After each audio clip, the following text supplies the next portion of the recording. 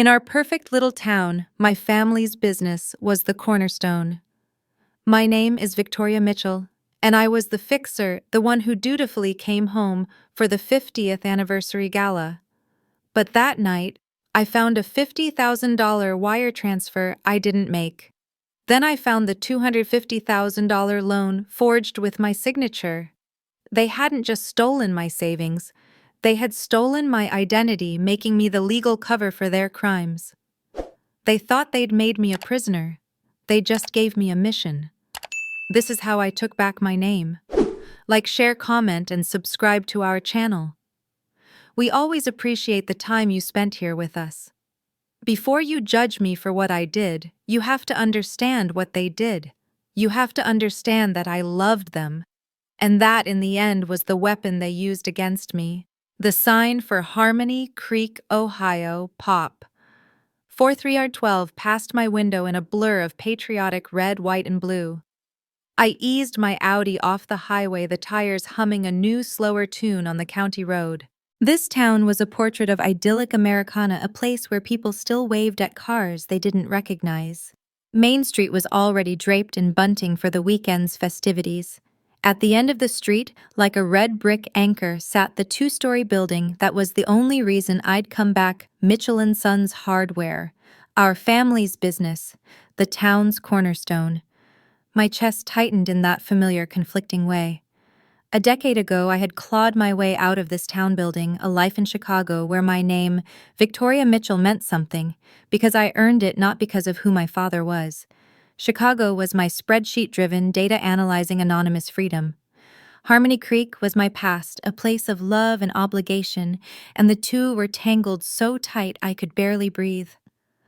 But this was the 50th anniversary gala. 50 years. I had to come. I pulled into the long gravel driveway of the house I grew up in. Home. The smell of my mother's pot roast, a culinary bribe I'd been falling for since I was 6, hit me before I even opened the car door. Inside, the scene was exactly as I'd left it a year ago.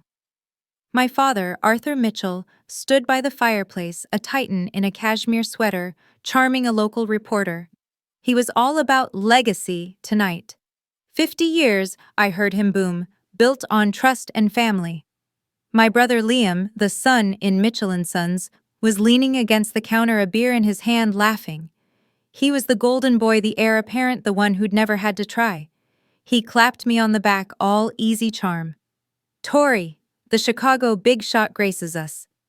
And my mother Eleanor drifted toward me in a cloud of anxiety and perfume. "Victoria, darling, you look thin," she fussed with the collar of my blouse. "Now let's not talk about your stressful job tonight, shall we? You know how it worries your father." I just nodded. "It's good to see you, Mom." I was already the fixer. We sat for dinner, the table groaning under the weight of my mother's welcome home. Dad told stories, Liam joked, I listened. It was during dessert, when my mother was handing a check to the caterer, a girl from my high school class, that I saw it. My mother looked flustered, the girl apologetic. I glanced over. "Mom, that's not right." I quietly took the bill. "You double-charged for the staffing, Sarah, and the deposit wasn't credited." My voice was low, professional.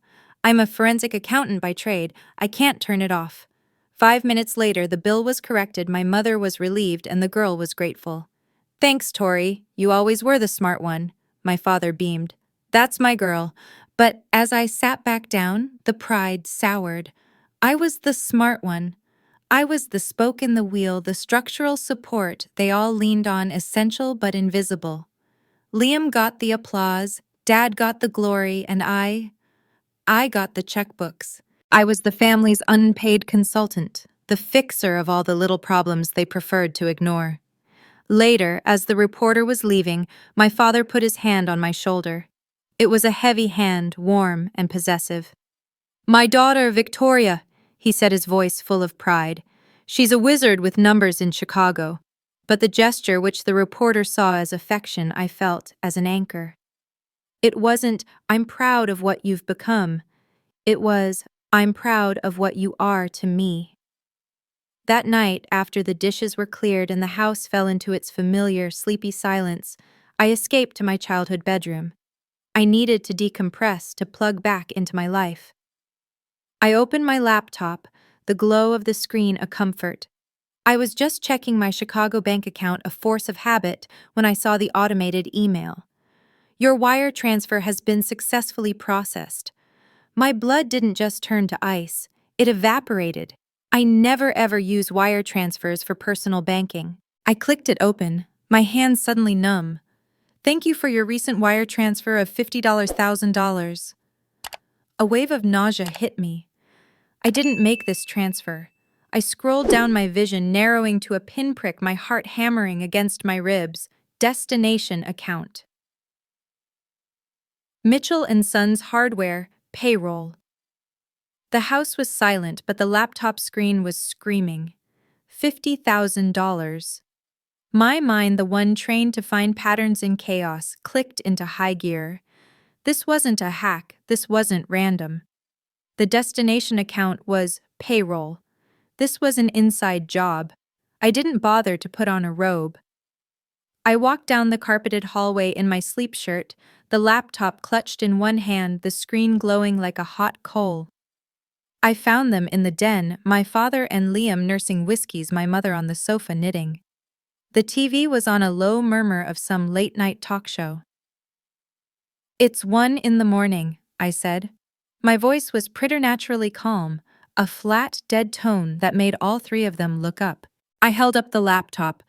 I want to know who stole $50,000 from me. Liam, a house of cards in a light breeze, folded immediately. He flinched, his gaze dropping to a scuff on his expensive loafers. He couldn't meet my eyes. That was all the confirmation I needed. My father, Arthur, set his glass down with a heavy thud. His charm vanished, replaced by the bluster I knew so well. Stole, he boomed, his face flushing. That's a hell of an accusation, Victoria. It's a loan, a simple family loan. You'll get it back. A loan. He said it like I'd offered, like they'd asked. A loan requires my signature, I said, my voice still that terrifying flat calm. A loan requires my consent. Don't you dare upset your father. My mother's voice was sharp, the knitting needles freezing in her hands. Her hands fluttered to her chest, a practiced gesture of distress. We needed help. We're your family. Your father has been under so much stress. The gaslighting began, a familiar, suffocating fog. Suddenly, I was the villain. I was cold. I was all about money. I was the ungrateful daughter, the Chicago big shot who had forgotten where she came from. How? I interrupted, the single word cutting through my mother's rising hysteria. Did you get my password? The room went dead silent. Liam looked like he was going to be sick. My father stared me down, his jaw set. It was my mother who answered, her voice small, defiant. I just guessed, dear. That silly password you always use. Your cat's name from college and the year you graduated. You've always used it. I remembered it for you, helpfully. Helpfully. She had helpfully stored my banking password in her memory, a little piece of emotional blackmail I never knew she possessed, and handed it over to them. The violation of it was dizzying. It was a physical, sick-making sensation, the world tilting slightly. These weren't strangers. These were the three people I was supposed to trust most in the world. Victoria, your tone, my mother whispered, tears welling. You're scaring me. Good, I said. I'm scared too. I looked at my father. You will put the money back, all of it, by morning. My father's face darkened. Don't you give me ultimatums, young lady.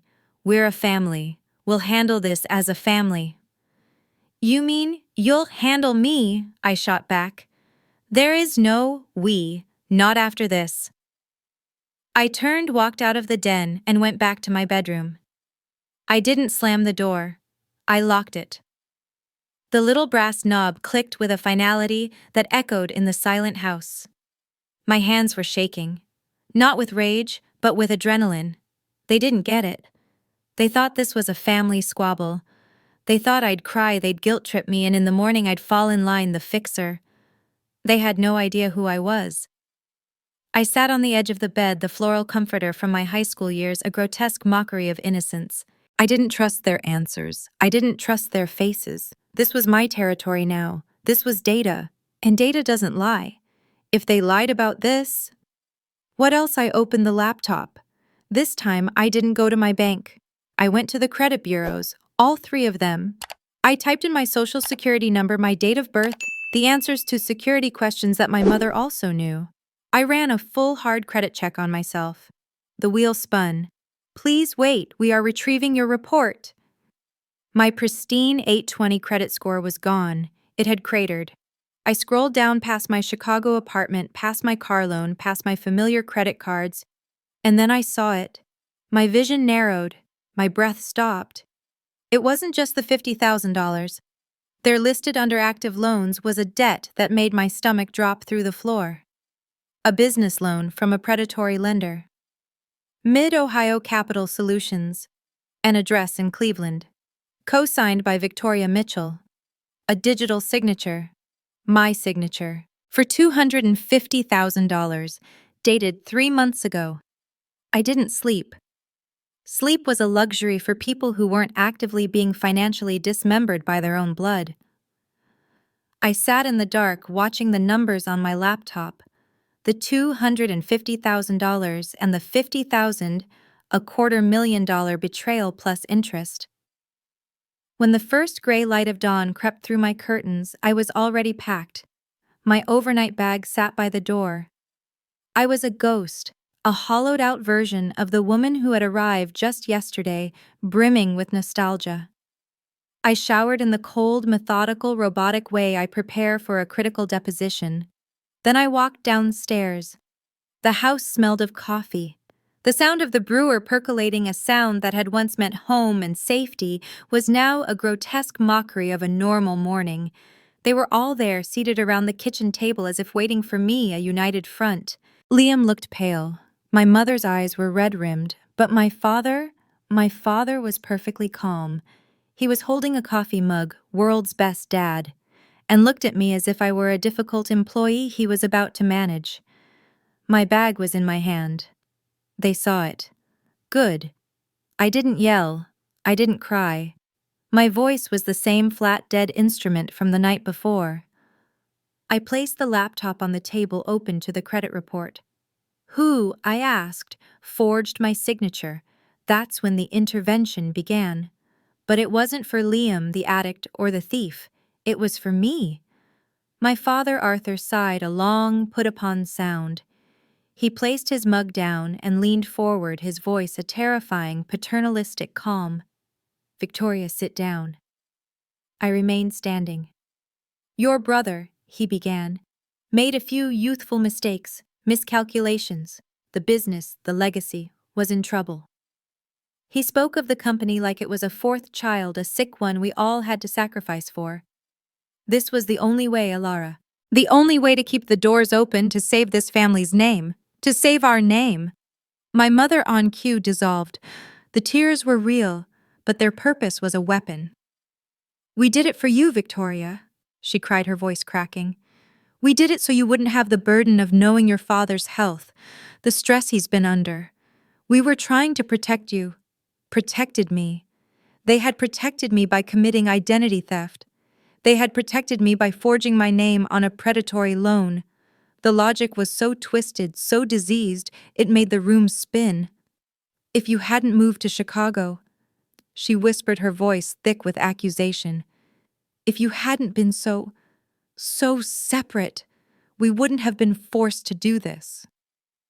This was the ultimate betrayal. It wasn't just that they had stolen from me. It wasn't just that they had lied. It was that they had wrapped their crime in the language of love, twisted their fraud into an act of parental care. I felt an almost out-of-body sense of surreal, cold rage. This was not my family. I didn't know these people. I just stared at my father. He held my gaze. You think you're better than this, don't you? He said, his calm finally cracking a sneer, twisting his lip. Living in your glass tower in Chicago, looking down on us. This This is the real world, Victoria. This is what it takes. He reached out and put his hand on my laptop, covering the screen, covering the proof. This is just a piece of paper, he said, his voice dropping to a conspiratorial hush. We are family. And then the twist, the final turn of the knife. And besides, he said, a small, triumphant smile playing on his lips, you have no choice. You see, if you report this, you will be charged with fraud too. Your name, he tapped the laptop, is on the co-signing documents. You're implicated. The bank won't care about your little he said, she said story. They'll see a co-signer who defaulted. You'll go to jail with your brother, so you see, you have to help us. You're in this, Alara, whether you like it or not. He reached for a stack of papers on the counter, the ones the caterer had left, and slid them across the table, right next to a fresh pile. New loan applications. We just need you to sign these. His voice was gentle again, fatherly. To clean it up, make it all legal, consolidate the debt under your name. Your credit is still better than ours. Then we can move on, as a family. I looked at the papers. I looked at my brother, who was finally looking at me, his eyes pleading. I looked at my mother, her face a mask of tearful hope. I looked at my father, his expression one of reasonable paternal command. They were waiting for me to be the fixer one last time. They were waiting for me to cry, to scream, to negotiate, to fold. I felt nothing. A complete, beautiful, terrifying void. The emotion had been burned out, leaving only a hard, sterile clarity. I stood up straight. I picked up my bag from the floor. I looked my father in the eye, and without a single word I turned, walked straight out the front door, and left the papers and them behind. I didn't go back to Chicago. Chicago was my life, and it was compromised. My father was right about one thing: my name was on that fraudulent loan. They had tied me to their sinking ship. But while they expected me to drown with them, they forgot one crucial detail: I'm the one who built the ship's engine. I drove 60 miles north to a neighboring county where no one knew the Mitchell name. I paid cash for a room at a cross-country inn, a place steeped in the sterile anonymity of bleach and bad coffee. This wasn't a retreat. This was a bunker. I was no longer a daughter. I was a data analyst on the most important case of my life. I went to a big box store. I paid cash for a new mid-range laptop. I paid cash for a burner phone. I was not running. I was hunting. For 72 hours, I didn't sleep. I existed in a vibrating state of cold, pure rage, fueled by lukewarm coffee from the lobby and an endless supply of gas station protein bars. The grief was there, a cold, heavy stone in my stomach, but I built a wall around it. I compartmentalized. The part of me that was a daughter was dead, or at least in a medically induced coma. The forensic accountant was at the helm. The problem solver had taken over. I sat in the dim light of the motel room, the glow of the laptop screen on my face at 3 a.m., the only sound, the click, click, click of the keys. Years ago, in a fit of helping the family, I had personally designed and implemented the entire digital infrastructure for Mitchell & Sons. I had built the firewalls, the accounting software, the server access, and I had, like any smart admin, built in a few back doors. Administrative-level access that my father didn't know about and my brother wasn't smart enough to find. I slipped past their pathetic security like a ghost, and I began to dig. I followed the digital breadcrumbs, each one a nail in a coffin I didn't know I was building. The rot wasn't just rot. It was bottomless. It was a void. Liam hadn't just made a few youthful mistakes. He'd been systematically embezzling for at least 4 years, funneling money through shell vendors to offshore gambling sites. The $50,000 from my account was just the latest, most desperate grab. The $250,000 loan they'd forged my name on, it was already gone. The company wasn't just in trouble. It was a hollowed-out shell, a dead thing walking propped up by lies and reputation. I found the ledgers, the real ones, hidden in a partitioned drive. And that's when the stone of grief in my stomach shattered, replaced by something black and toxic. It wasn't just about Liam's addiction. I found an email thread, a long one, between my father, Arthur Mitchell, and the company's less-than-legal lawyer. They were discussing the shortfall in the employee pension fund. My father, my proud charismatic father, who built this company on community trust, had been systematically siphoning money from the retirement accounts of his own employees. 30 families, men I'd known my whole life, men who had taught me how to ride a bike and bait a hook. He was using their futures to cover his son's losses.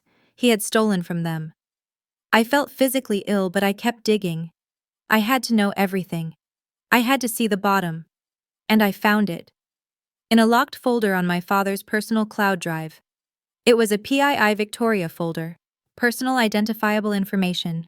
My information. It wasn't just a few guessed passwords. It was a go bag of my entire identity. High-resolution scans of my birth certificate, my social security card, my college transcripts, my passport, a file detailing my mother's maiden name, my first pet, the street I lived on in 3rd grade. And the date on the files, the date they were last modified, was over a year ago. 18 months. They hadn't just reacted in a panic. They hadn't just made a mistake. They had been planning this. They had been sitting on this arsenal, this identity theft kit for months, just waiting for the day they would need to use it. Waiting for the day they would need to end me, to save themselves. It was the night of the 50th anniversary gala. The culmination of my family's legacy. My burner phone, which I'd kept on silent, had become a testament to their unraveling. It was a digital graveyard of unhinged voicemails. My father's full of apoplectic threats. Liam's a series of panicked, blubbering pleas. And my mother's the worst of all, long sobbing messages about how I was tearing this family apart and killing my father. I knew from a source inside the company, the comptroller I'd spoken to from my motel room, that the official story being whispered around town was that Victoria, had suffered a severe nervous breakdown after a deal went bad in Chicago. I was unwell. I was not to be believed. The Harmony Creek banquet hall was packed. The entire town was there, dressed in their Sunday best to celebrate 50 years of Mitchell & Sons. I stood outside the double doors, listening to the muffled applause. I could hear my father's voice, the familiar, charismatic boom that had charmed this town for decades. He was taking the stage. This was it.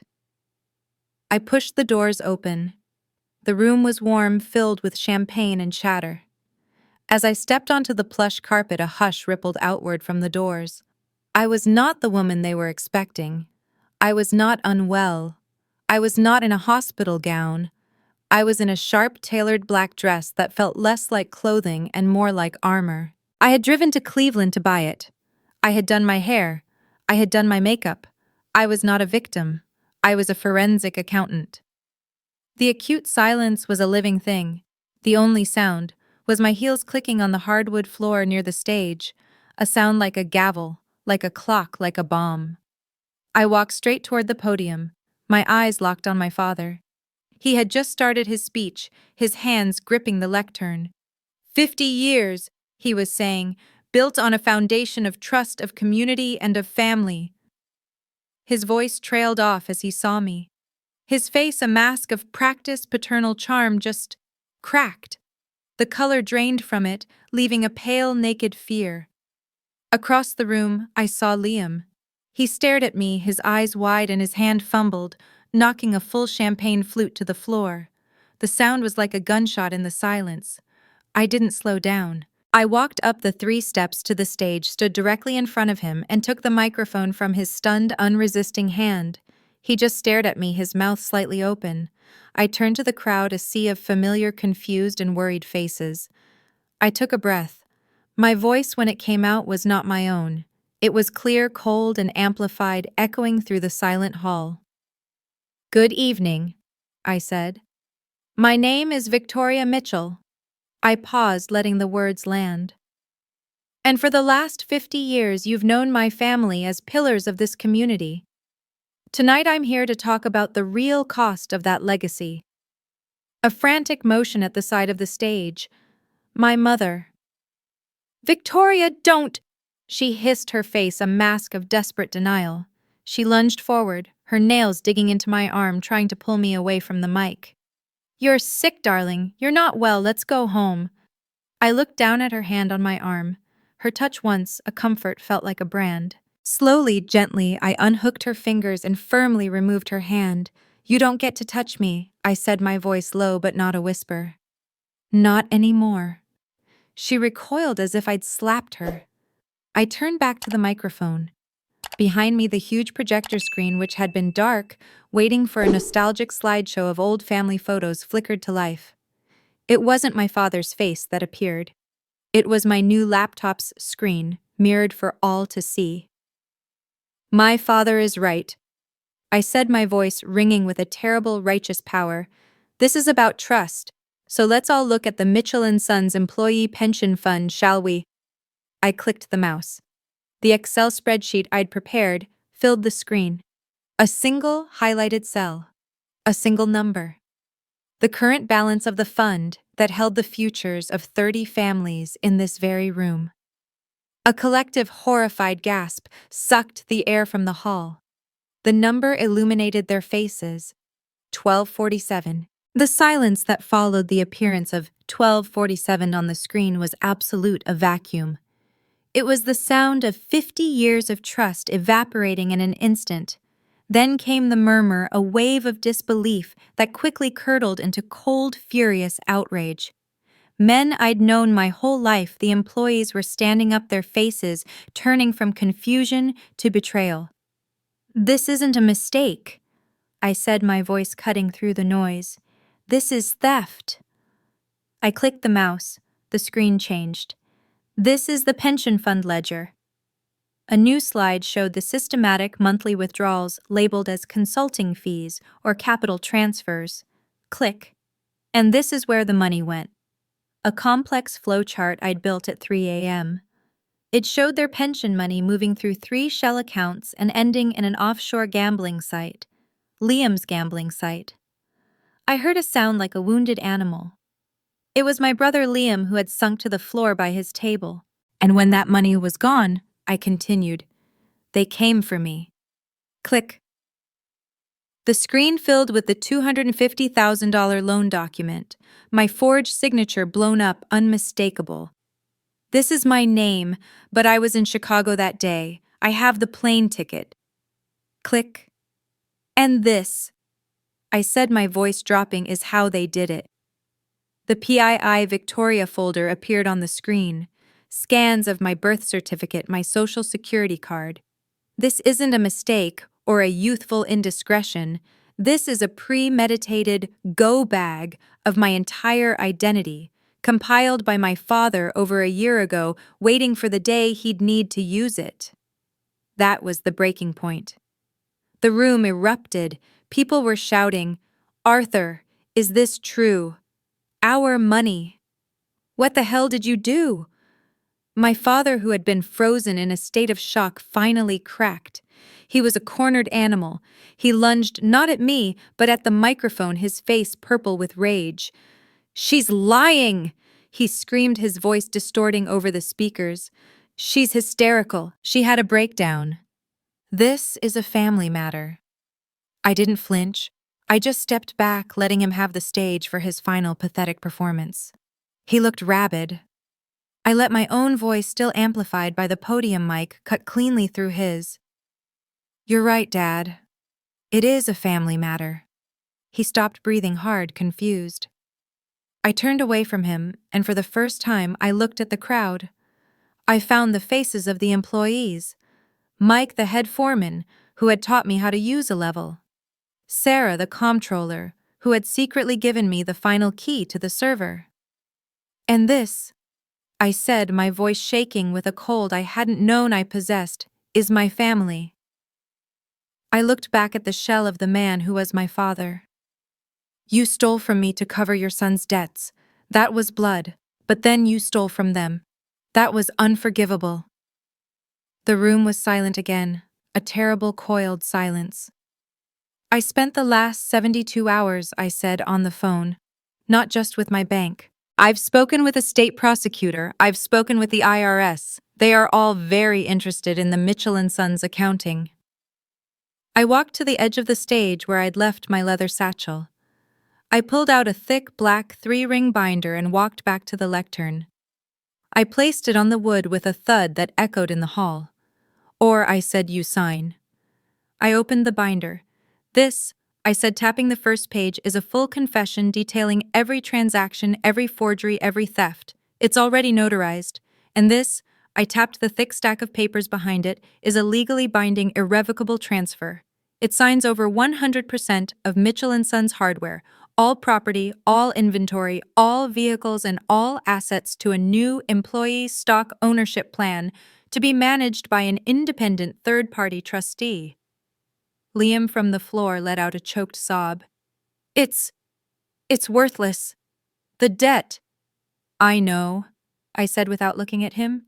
"Which is why this also transfers all of your personal assets. This house, your cars, your boat, your personal savings and retirement accounts. Everything." I looked at them, the three of them, my family. My father vibrating with hatred. My mother, a pale hollow shell staring at nothing. My brother, a weeping mess on the floor. "You will walk out of here with nothing, just like you left your employees. And me." I looked at my watch, a cold, clinical gesture. "You have," I said, 60 seconds to decide. After that, I make the call." I held up my burner phone. "Oh, and the police, they're not waiting outside. I invited 2 officers to enjoy the gala. They've been standing by the bar." I nodded to the back of the room. 2 uniformed officers who had been watching the entire thing slowly, deliberately put down their drinks and stepped forward. My father's gaze followed mine. He saw the officers. He looked at the crowd, a wall of his former friends, their faces now cold hard and blocking all the exits. He looked at his son. He looked at the binder. His eyes, when they met mine, were not sad. They were not ashamed. They were full of a terrible, black, bottomless hatred. With a hand that was shaking with pure, unadulterated rage, he reached for the pen. The scratch of the pen on the binder's signature page was the loudest sound in the hall. My father's hand, the one that had held mine as a child, was white-knuckled with hatred. He signed. He didn't look at it. He shoved the binder at my mother. She signed, her hand moving like a dead, detached thing, a leaf in a cold wind. Liam, his face a swollen, tear-streaked ruin, just scrawled a line. It was done. My father stood. He looked at me, and the black, bottomless hatred in his eyes was a physical thing. He didn't say another word. He turned and walked stiff-backed toward the main doors. My mother and brother trailed in his wake, a small broken convoy. The crowd of their friends, their community, his town parted for them like a sea.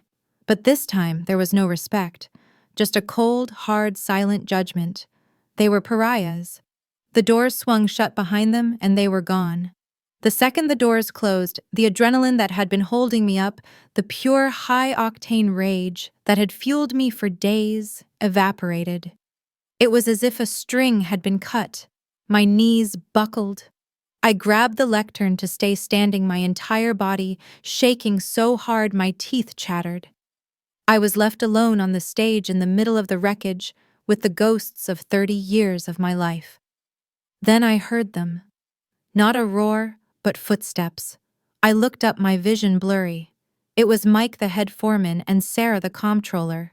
The other employees were behind them, a silent delegation. They didn't cheer, they didn't celebrate. They just approached. Mike stood in front of me, his good suit looking out of place on him.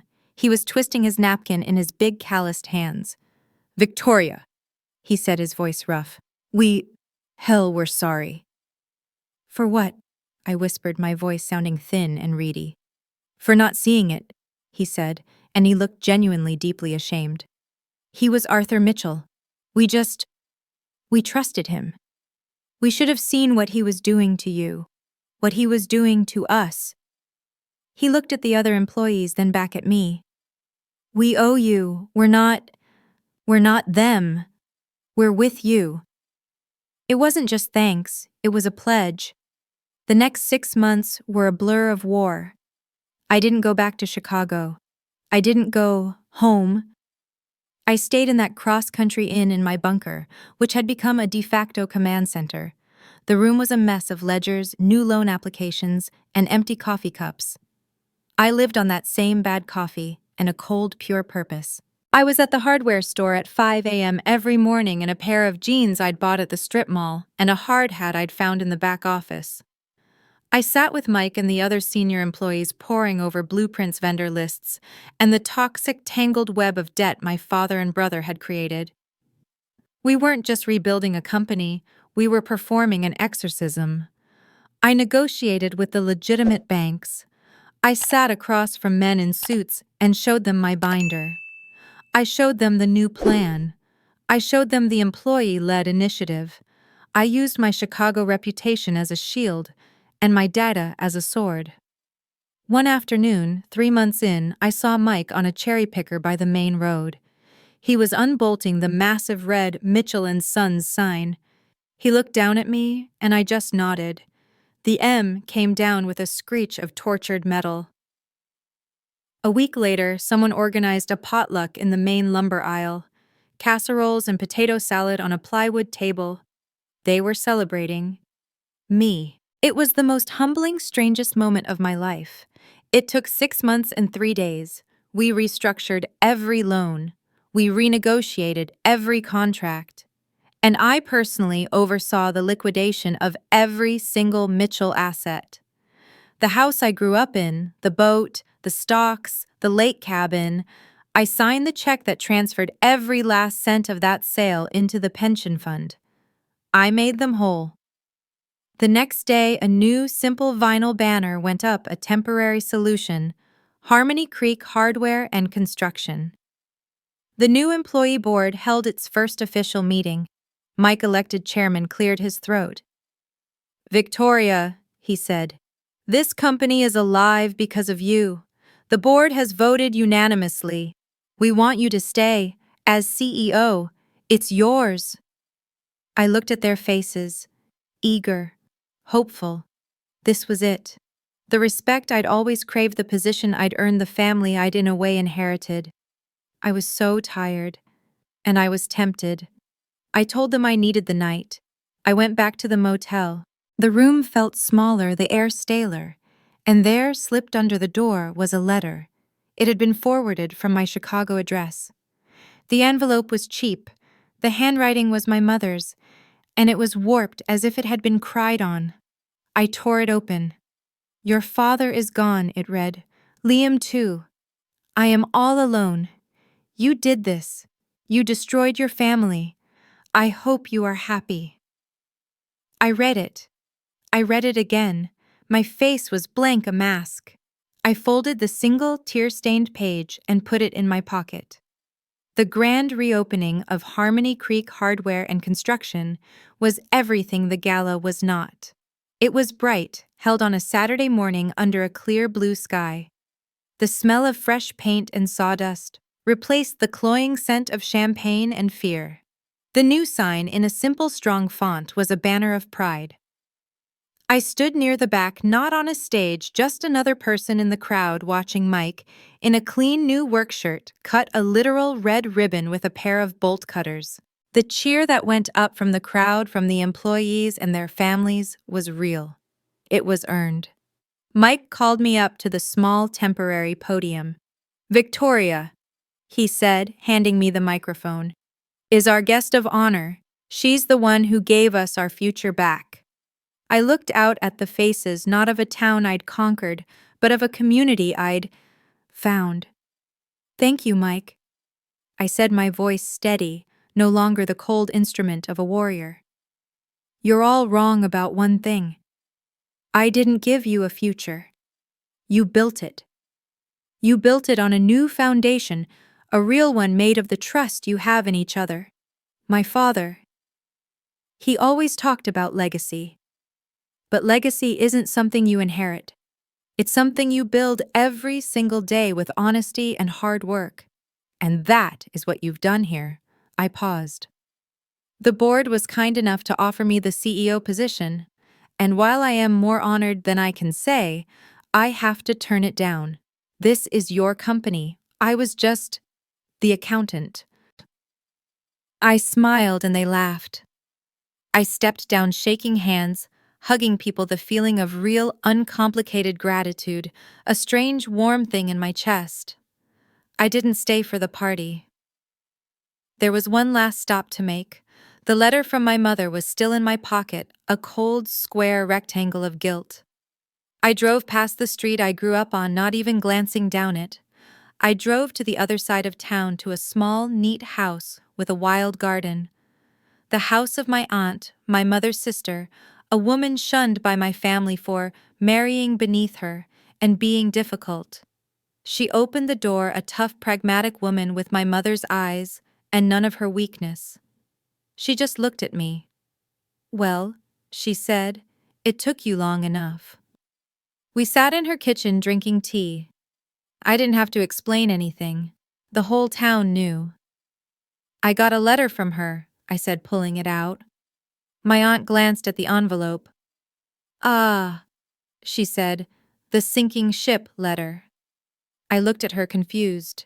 "Your mother," she said, stirring her tea, "has always been terrified of the water.